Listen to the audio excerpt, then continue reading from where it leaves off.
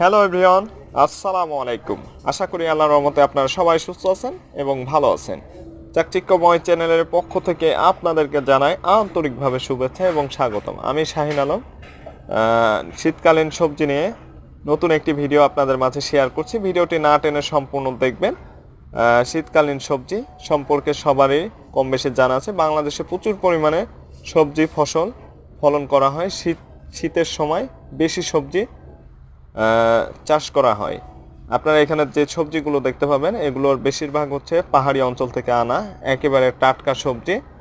সবজিতে রয়েছে প্রচুর পরিমাণে ভিটামিন এ, ভিটামিন সি, বিভিন্ন ধরনের ভিটামিন আছে।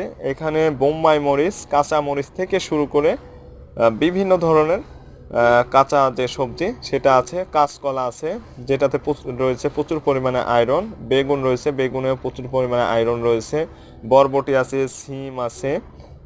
সেই সাথে আপনারা দেখতে পাবেন মিষ্টি কুমড়া, লাউ, ফুলকপি, বাঁধাকপি, ঝিঙ্গা, ধুন্দুল, পটল, কচুরলতি, করলা, উস্তা, বিভিন্ন ধরনের সবজি। আমাদের প্রতিদিন খাদ্য তালিকায় অবশ্যই সবজি বেশি বেশি করে খেতে হবে। সবজিতে রয়েছে প্রচুর পরিমাণে ভিটামিনের যে সেটা হচ্ছে আমাদের দেহের খাদ্য ঘাটতির চাহিদা মেটায় এবং রোগ প্রতিরোধের ক্ষমতা বাড়ায়। এতে করে অসুখ বিসুখ কম হয়। তাই আমাদের দেখে শুনে ভালো টাটকা সবজি খেতে হবে। এটা হচ্ছে ধানমন্ডি ইউনিমার্ট, ঢাকা। ধন্যবাদ সবাইকে ভিডিওটি দেখা